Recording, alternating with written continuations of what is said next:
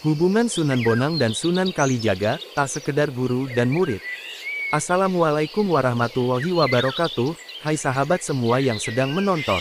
Semoga kita semua selalu dalam lindungan Allah, diberikan kesehatan, kebahagiaan, dan hidayah untuk selalu berjalan di jalan yang benar.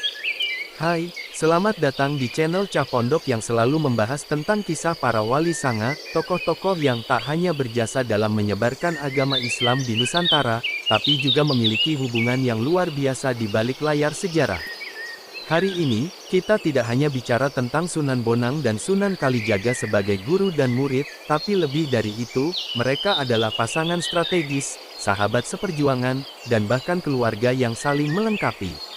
Pertama, kita tahu bahwa Sunan Bonang adalah salah satu wali yang paling cerdas dan cakap dalam menyebarkan agama dengan cara yang fleksibel.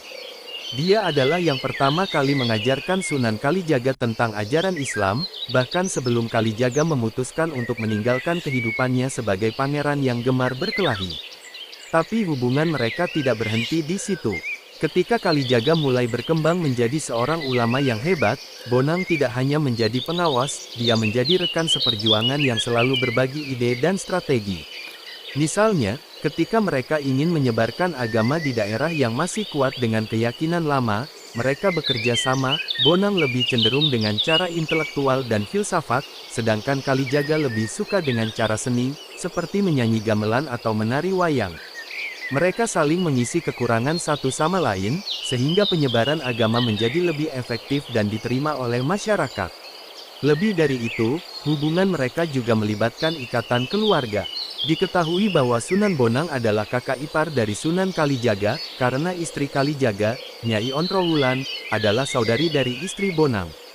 Ini membuat hubungan mereka lebih erat, bukan hanya dalam urusan agama, tapi juga dalam kehidupan sehari-hari. Mereka sering berkumpul untuk berdiskusi, berdoa bersama, dan merencanakan langkah-langkah selanjutnya dalam perjuangan mereka.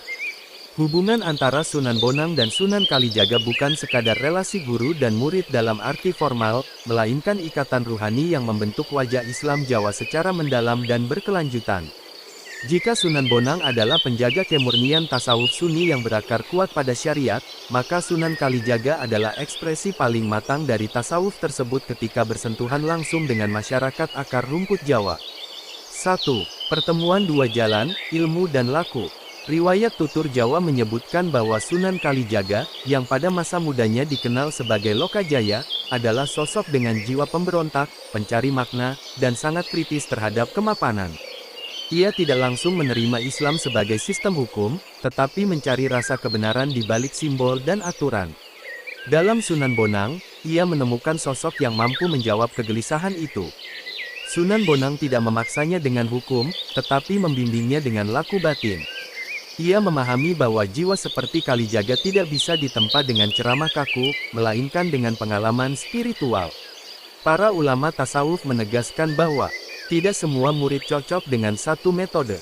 Seorang mursyid sejati adalah yang mampu membaca jiwa muridnya.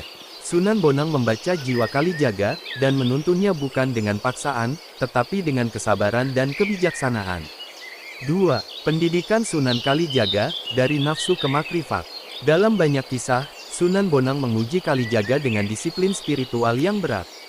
Salah satu kisah terkenal adalah perintah menjaga tongkat atau alat tertentu di tepi sungai dalam waktu lama, simbol latihan mujahadah dan penundukan ego. Latihan ini sejalan dengan firman Allah. Dan orang-orang yang bersungguh-sungguh di jalan kami, niscaya kami tunjukkan kepada mereka jalan-jalan kami. Qs.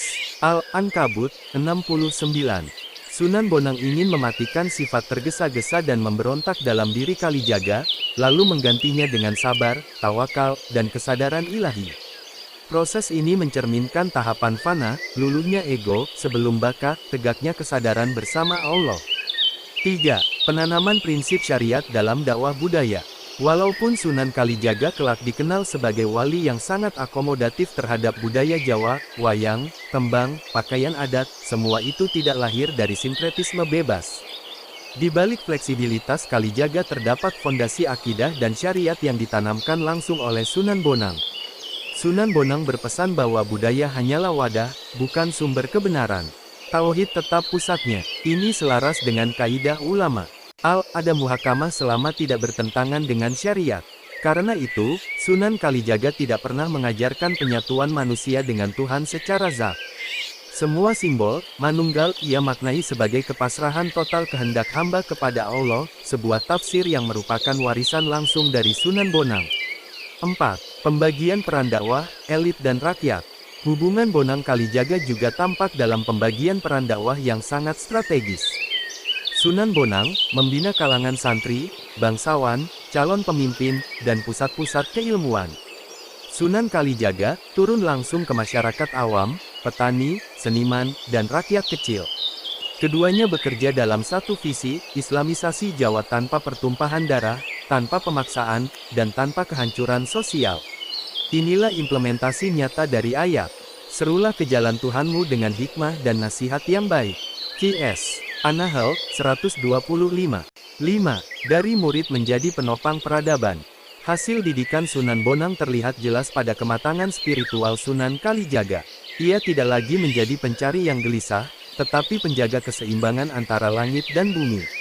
Ia menjadi wali yang mampu membuat Islam diterima sebagai jalan hidup, bukan ancaman budaya. Para sejarawan menyebut bahwa tanpa kombinasi Bonang Kalijaga, Islam Jawa mungkin berkembang kaku atau justru tenggelam dalam sinkretisme ekstrim. Dua tokoh ini menjadi dua sayap yang menjaga arah peradaban, satu menjaga kemurnian, satu menjaga penerimaan sosial. 6. Hubungan ruhani yang berlanjut melampaui zaman. Dalam tradisi tasawuf, hubungan guru-murid tidak berhenti pada kematian fisik. Ia berlanjut sebagai silsilah ruhani. Sunan Kalijaga sering disebut tetap menjaga adab batin kepada gurunya sepanjang hidupnya, sebuah ciri murid sejati. Imam Al-Ghazali berkata, "Barang siapa tidak memiliki guru, maka setanlah gurunya." Sunan Kalijaga memiliki guru sejati, dan dari hubungan inilah lahir wajah Islam Nusantara yang lembut, mendalam, dan berakar kuat hingga hari ini. Kesimpulan, hubungan Sunan Bonang dan Sunan Kalijaga adalah poros spiritual Islam Jawa. Bonang adalah mata airnya, Kalijaga adalah sungainya.